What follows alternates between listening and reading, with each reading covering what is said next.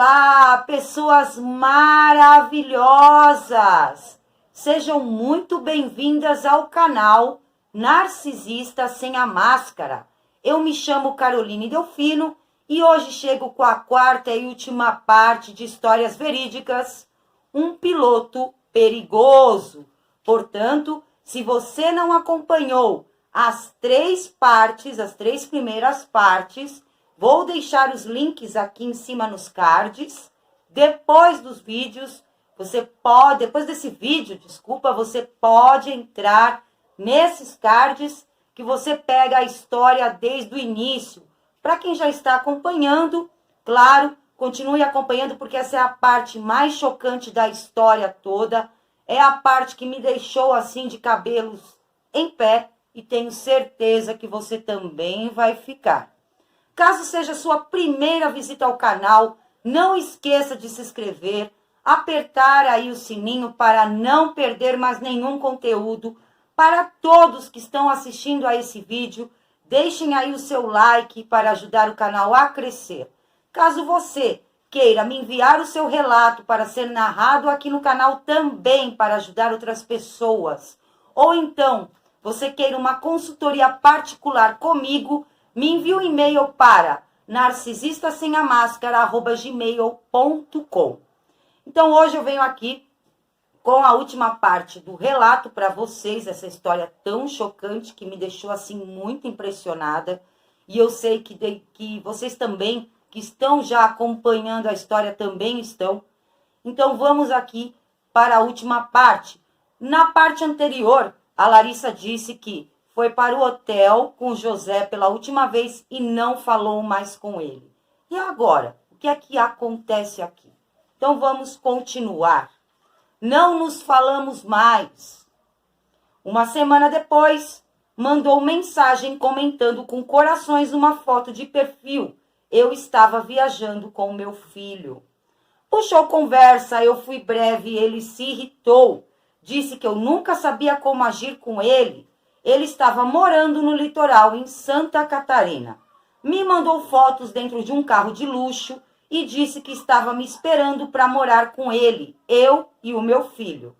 Que eu me programasse para visitá-lo em breve. Não respondi nada. Estava cansada de papo furado. Sim, pessoas maravilhosas, eles são mentirosos compulsivos. Então, eles ficam ali criando expectativa nas vítimas. E a hora que a vítima vê, aquilo é tudo história. Nada daquilo o narcisista ou o psicopata vai cumprir. É tudo papo furado. Então, nisso, ela já estava consciente de que era mais uma historinha para boi dormir. Nas semanas seguintes, por 2 vezes, uma às 3 da manhã, mandou mensagem perguntando se eu o havia esquecido. Como sempre, eles precisam massagear o ego. Disse que não. Falou de morar com ele. Eu disse que não dava mais para a gente ficar nessa ilusão e dei um basta. Falei que logo ele encontraria alguém bacana. Ele disse que não iria mais incomodar e eu disse que ele não incomodava. Essa é a frase clássica deles, né? Ai, não se preocupe, eu não vou mais incomodar. Porque eles querem que você diga, não, você não incomoda não. Liga aí de novo. E mesmo que você fale, ai, que bom, logo esses seres estão te atazanando novamente. Naquele dia à noite bateu uma saudade tão forte, uma coisa de pele, de querer sentir a pessoa e não resistir. Claro, ele já havia colocado a sementinha, já havia plantado a sementinha do mal em você através desses telefonemas. Ah, eu não vou mais te incomodar. Ele sabia muito bem que você ia ficar com aquelas ilusões, aquelas sementinhas que ele plantou ali funcionando no seu subconsciente, na sua cabeça, e que uma hora a abstinência ia bater bastante forte e você não ia resistir. Eles fazem esse truquezinho barato mesmo. Ele retornou me chamando pelo nome, pela segunda vez. A primeira foi nesse último encontro. Ele sempre me chamava de amor. E todas as outras para não se confundir, com certeza. Sim, eles chamam de amor todo mundo. É impressionante. E aí, quando você chega e fala, poxa, mas você nem conhece a pessoa, tá chamando de amor e tal, eles falam, é meu jeito. Você tem que me aceitar assim. E é claro que é sempre ali, né? Jogando uma isca. E também aí ele não corre o risco de confundir os nomes, já que eles sempre têm vários suprimentos. Então, o amor, na boca de um narcisista, vira algo tão banal como ele falar que precisa de água. Eu vou tomar água. É a mesma coisa, não tem emoção e sentimento nenhum. E até para beber água, se você está morrendo de sede, a palavra água, ela se torna, né, uma palavra forte, uma palavra que desperta a emoção em você. No narcisista, água, amor, qualquer palavra é a mesma coisa para ele. O que importa é ele sempre em primeiro lugar e as vontades dele sendo satisfeitas. E, claro, o suprimento que ele rouba das pessoas. Disse que sabia que me amava, que me queria na vida dele, que eu era o amor da vida dele e um monte de coisas bonitas que ele sabia que qualquer uma gostaria de ouvir. Eu não respondia mais, eu estava esgotada. Sim, o que adianta a pessoa falar um monte de abobrinhas? Porque isso se torna um monte de abobrinhas, sendo que o comportamento é completamente diferente do que ela fala. Então, não tem lógica. A questão é, nós acreditamos muito em palavras e não observamos as atitudes. A gente tem que observar principalmente as atitudes. As palavras contam? Claro, você não vai ficar com uma pessoa que está te xingando. Mas, principalmente, as atitudes que essa pessoa tem em relação a você. Então, se ela fala que te ama, mas te trai, ou se ela fala que te ama, marca o encontro e não vai, não tá nem aí, se ela fala que te ama, e você percebe que ela tá levando a vida no oba-oba, e você é só uma marmita, como falam, né? Como a linguagem popular diz hoje em dia, você é só uma marmita, então não tem amor aí. Não tem. Falar que ama é muito fácil para quem não tem empatia, como esses seres. Papagaio, fala o que você ensina para ele. Eles são exatamente assim. Eles veem as outras pessoas dizendo, eu amo você. Eles sabem que essa palavra, né, essa frase agrada, e aí eles utilizam essa frase sem a mínima cerimônia e sem o mínimo remorso.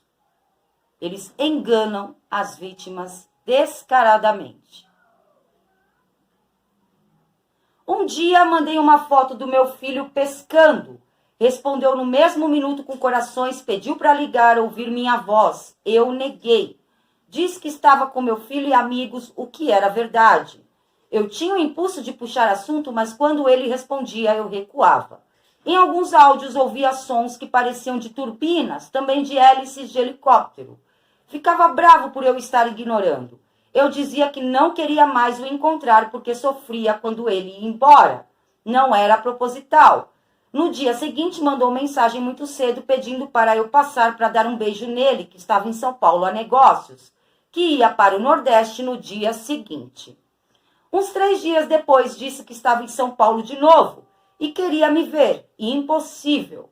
Comecei a desconfiar do verdadeiro paradeiro dele. Acho que estaria novamente morando em São Paulo. Me sentia indigna do amor dele, quando, na verdade, eu era a pessoa idônea da situação. Me sentia inferior às outras no ponto de vista dele, que eu sabia que existiam. Queria desligar o sofrimento, que dor terrível. Sim, como eu já falei em outros vídeos, o narcisista ele ensina a gente a não se gostar. Você nunca vai ter um futuro ou vai se sentir realmente amada por um narcisista. Chega uma hora que você fica num comparativo tão grande com outras pessoas e que você se diminui tanto que passa até mesmo pensamentos suicidas pela sua mente. Porque eles fazem esse jogo. Então você se sente o pior ou a pior dos seres humanos.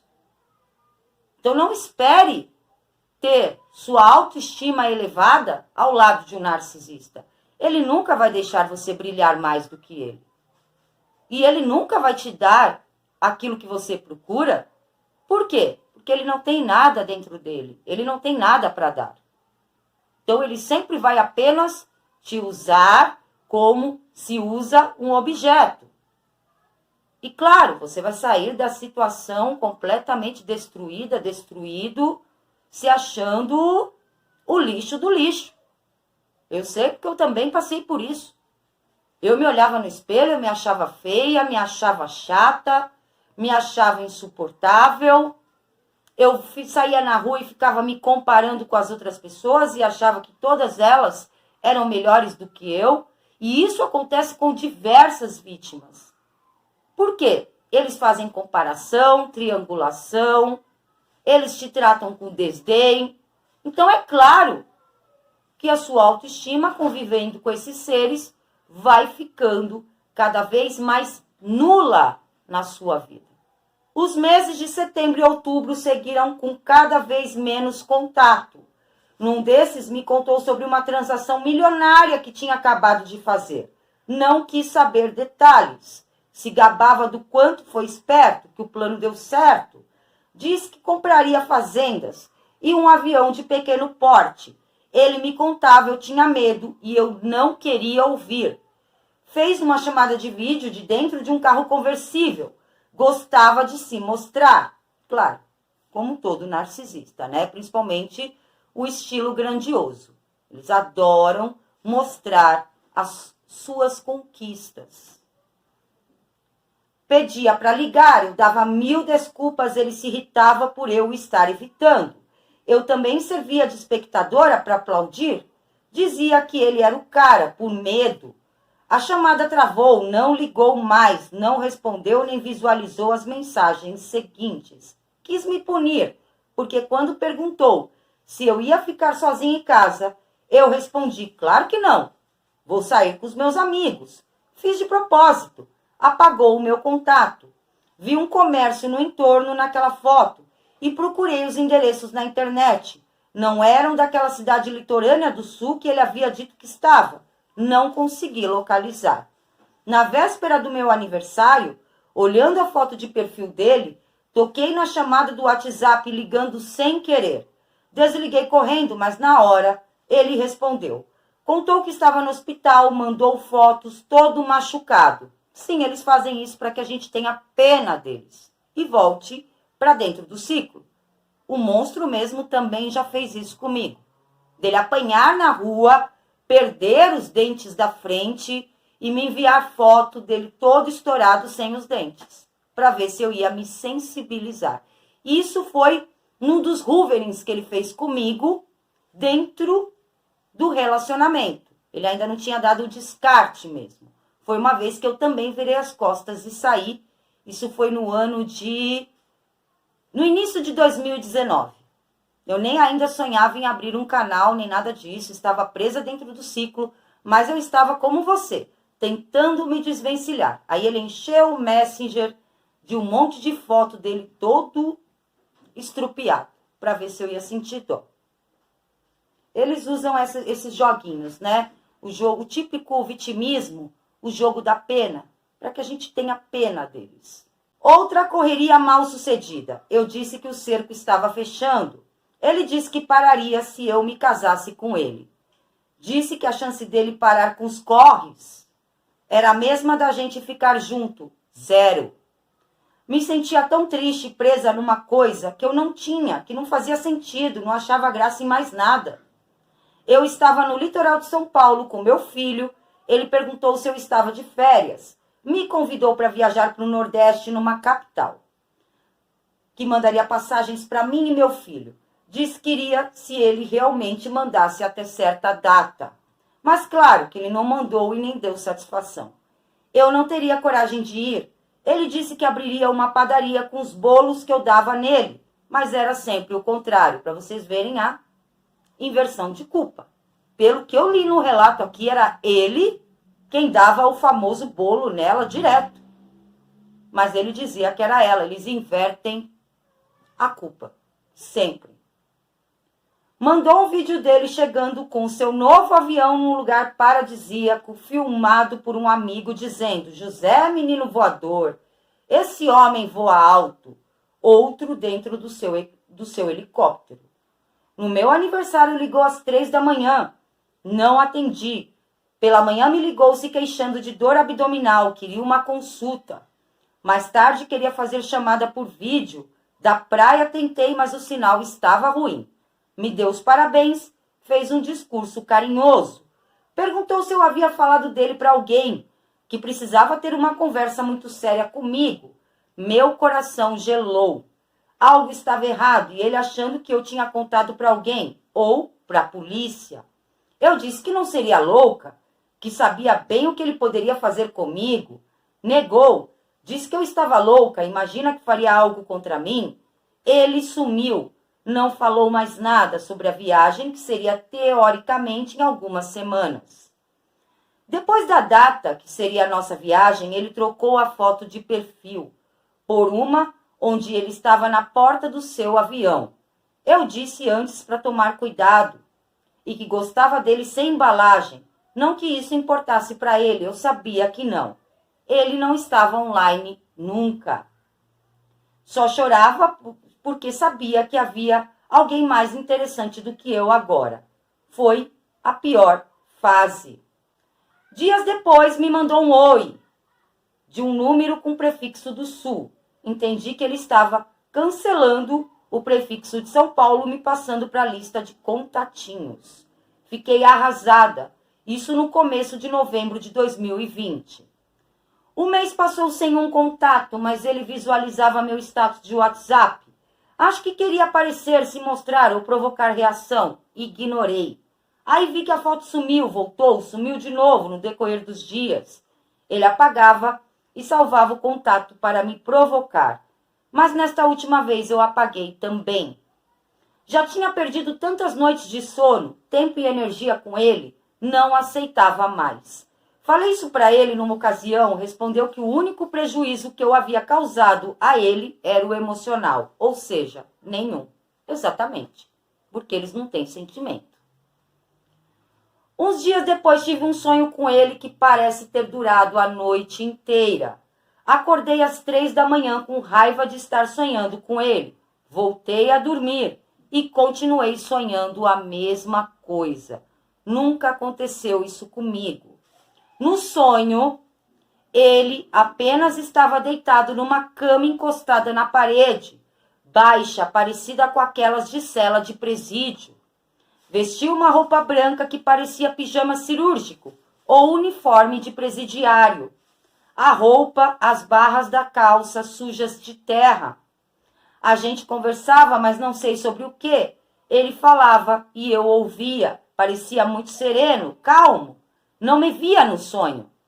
Estava vendo aquela cena sentada num banco. Aí ele me disse de um jeito muito estranho que me arrepia de lembrar. Agora eu não posso, não vai dar. E aí a cama começou a encher de sangue, bem devagar até o colchão branco ficar todo vermelho. Gente, isso é muito sério. Depois vocês vão ver aqui mais pra frente no vídeo o que aconteceu. Nossa, isso é muito bizarro. Muito assim. Acordei com uma sensação muito ruim que durou o dia todo. Não queria falar nada para ele e aparecer pretexto para me aproximar.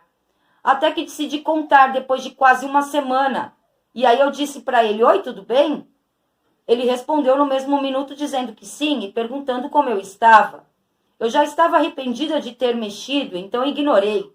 Ele no dia seguinte mandou várias interrogações. Então falei que tinha sonhado com ele. Só no dia seguinte ele perguntou o que eu tinha sonhado. Então eu contei. Me respondeu dizendo que nossa ligação era muito forte, que eu não entendia isso e que estava tudo bem. Perguntei como estava o coração dele, me achei ridícula perguntando isso. Respondeu que era meu, que me amava, que isso não mudaria. Mentira, ele partiu meu coração. Decidi tomar uma atitude definitiva, ou quase. Como não tinha guardado o número novo, decidi apagar o contato e as mensagens de vez. Assim, não cairia mais no ridículo de ir atrás, e foi o que eu fiz. Salvei o conteúdo das conversas, depois apaguei o contato. As próximas 2 semanas naquela agonia de sempre, sentindo saudade e dor, um vazio gigantesco. Acendi uma vela à noite na área gourmet de casa. Rezei um pouquinho e chorei muito de soluçar. Pedi que Deus, Jesus, os orixás e quem mais estivesse a fim de me ajudar que dessem uma solução, que me tirassem do meu sofrimento. Vi que Deus realmente escreve certo por linhas tortas. Não sei o que me deu. Acho que a saudade. Então eu digitei o nome completo dele no Google. Eu não tinha mais como receber notícias dele, a não ser que a iniciativa partisse dele. Quase morri quando vi uma foto dele numa reportagem que dizia que o falso piloto de avião havia morrido há 3 dias. Na foto, ele estava tão lindo em frente a um helicóptero com uma expressão muito serena, diferente do que era normalmente. Ele havia sido executado. Foi baleado num restaurante nobre na orla da cidade litorânea que ele havia me convidado para visitar. E isso é verdade, pessoas maravilhosas. Eu fui atrás da reportagem e ele faleceu mesmo na orla litorânea. Eu fiquei assim horrorizada. Tem até o vídeo no YouTube mostrando a execução dele dentro do restaurante. É algo assim muito chocante, muito mesmo. Estava acompanhado de uma mulher que parecia ser muito bonita, mas não era sua esposa. Sim, porque eles têm vários suprimentos. Com a esposa, essa última, que na verdade nunca foi ex, estava morando ali há 2 meses. Tudo se encaixava. O narcisista e suas fontes de suprimento. As datas, os convites, os lugares. Era procurado por estelionato, furto, roubo, marjorado, tentado por uma dezena de vezes, tentativa de homicídio, pois atirou sem sucesso em policiais. Naquela cidade, em outros estados, aplicava o golpe de Dom Juan em senhoras de alta sociedade. Não citaram o tráfico. Lembrei na hora da história da senhora que apertou a sua nádega no suposto voo. Então agora, pessoas maravilhosas, as mentiras vão começar a vir à tona. As histórias vão começar a se encaixar. E vocês vão ficar muito impressionados com as descobertas da Larissa. Porque era uma pessoa completamente desconhecida com quem ela estava se relacionando.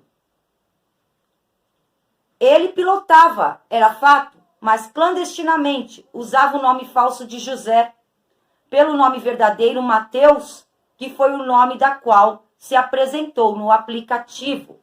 Encontrei muita coisa, os processos, mãe, irmãs, os filhos, que eram um casal, a ex-esposa cardiologista, que era a Mariana, da tatuagem. Eu não sei se vocês lembram no primeiro episódio que ele disse que capotou com o carro e a Mariana morreu e ele estava sem carteira, que ele era de menor.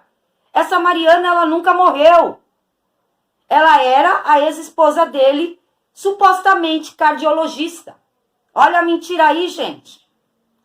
Ela não é médica, detalhe, claro, e leva uma vida humilde com seu marido e com os filhos do José no interior.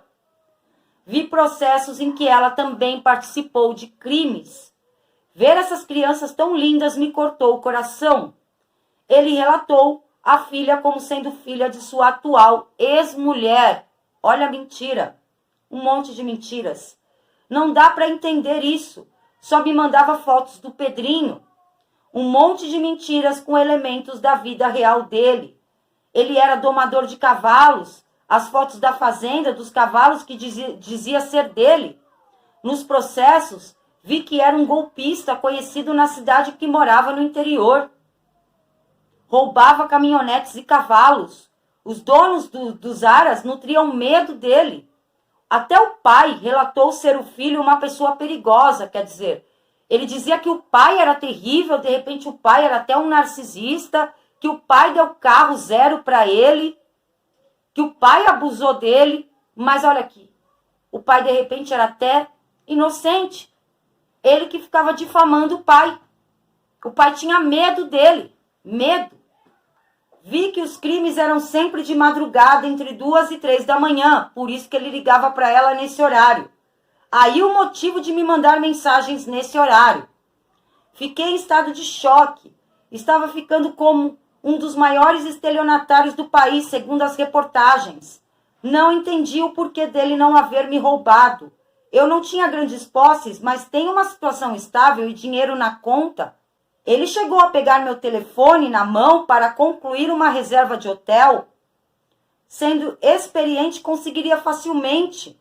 Nessa ocasião, não sei como, porque estava do lado dele, conseguiu acessar meu WhatsApp com a senha sem eu me dar conta e me repreendeu por mensagens de elogio de amigos homens. Então, às vezes, a vítima pensa que é ciúmes. Ah, ele tem ciúmes, ele me ama. E, às vezes, é igual o cara aqui, que é só dar um golpe. Ele clonou, acho que na intenção de dar um golpe mesmo, mas ele não conseguiu. A mídia local explorou a fundo a história da execução dele. Tinham imagens de vídeo do socorro após os tiros, da entrada dele já entubado no hospital, das câmeras de segurança do restaurante que filmaram a execução. Eu não conseguia sentir minhas pernas quando assisti esse último. Deve ter se lembrado na hora do meu sonho. Muito violento. Senti meu coração parar de medo, de pensar no quanto ele se sentiu apavorado da dor. Para quem não é narcisista, dói ver alguém sofrer. Senti raiva, uma inveja absurda da moça que estava com ele, apesar do susto que passou. Sei que é doentio, mas é o que senti. Provavelmente mais uma vítima. Saudade, alívio, raiva, luto, por um falecido que nem é meu. Em choque por ter previsto a morte dele. Isso é o mais perturbador. Sei que ele não levou a sério, nem eu achava que aconteceria alguma coisa. Falei com ele sobre o sonho na tarde do dia anterior aos tiros, horas antes de acontecer. Estou muito, mas muito assustada mesmo. Mal conseguia dormir nos dias seguintes. Ele ficou internado sob custódia da polícia. Ou seja, estava oficialmente preso quando morreu.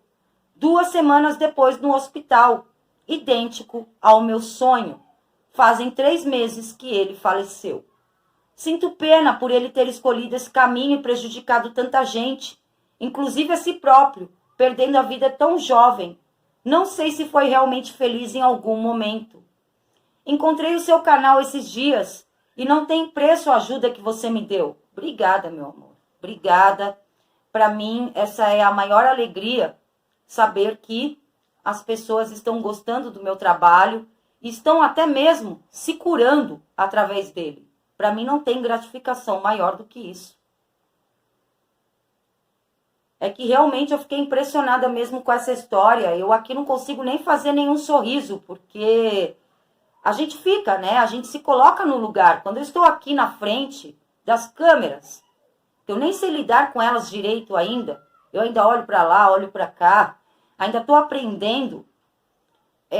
Quando a gente está na frente das câmeras e a gente está lendo o relato, a gente se coloca no lugar. Não tem como não se colocar no lugar. E isso que você contou aqui, Larissa, é muito chocante.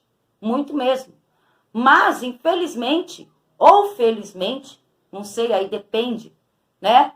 O final deles é esse mesmo. É um final triste.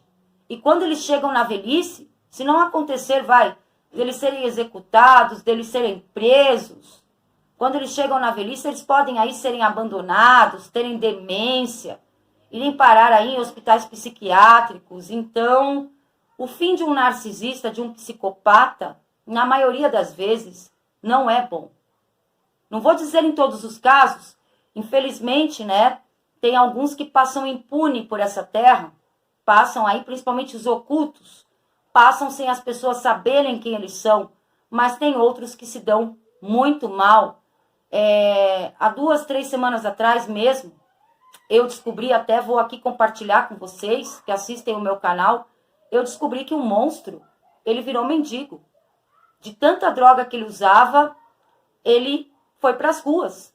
Eu nunca mais o vi, mas chegou sim no meu ouvido de que ele estava perambulando pelas ruas como um mendigo, sem eira e nem beira. Então o final deles não é bom, não é bom mesmo. Eles podem ter tudo na mão, mas eles mesmos se auto-sabotam e jogam tudo fora. Tudo. Então o final deles não é bom. Seu canal é sério, sensato, objetivo e esclarecedor sobre o assunto. Estava tão perdida Devorei muitos vídeos no mesmo dia e venho acompanhando, e isso foi libertador. Ajudou a entender que o problema não era comigo e a reerguer minha autoestima. O que perdura ainda é o trauma e a sensação de vazio. Quero muito compartilhar essa história para que as pessoas tenham noção do quão perigosas essas pessoas são. Um grande abraço e continue com seu lindo trabalho.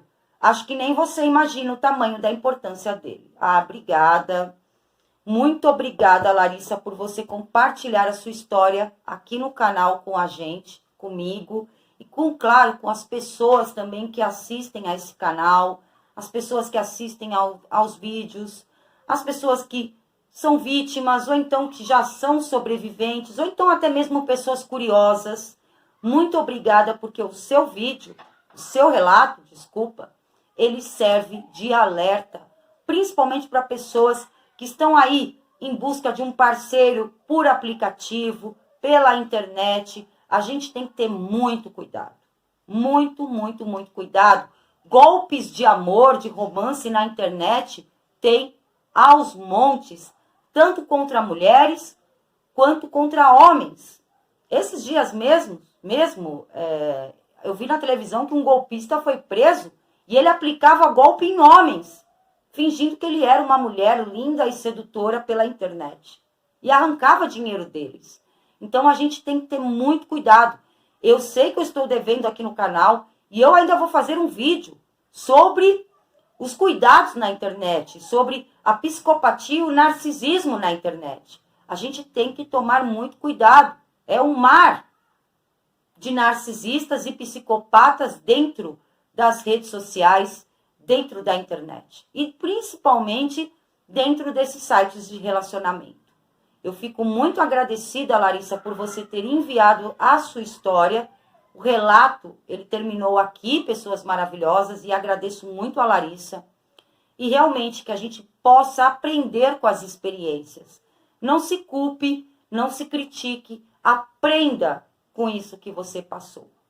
E sim, procure terapia. Caso você se sinta aí carente, triste, deprimida, não tenha medo de pedir ajuda. Não tenha medo. O autoconhecimento é a nossa libertação. Essa é a verdade. O autoamor, o autorrespeito e o autoconhecimento.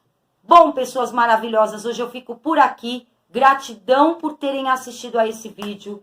Caso você ainda não seja inscrito no canal, inscreva-se agora mesmo, aperta aí o sininho para não perder mais nenhum conteúdo. Deixe o seu like para ajudar o canal a crescer e o seu comentário abaixo. O que você achou do vídeo de hoje? O que você achou dessa história? Eu volto logo com novos vídeos. Um beijo a todos e até logo!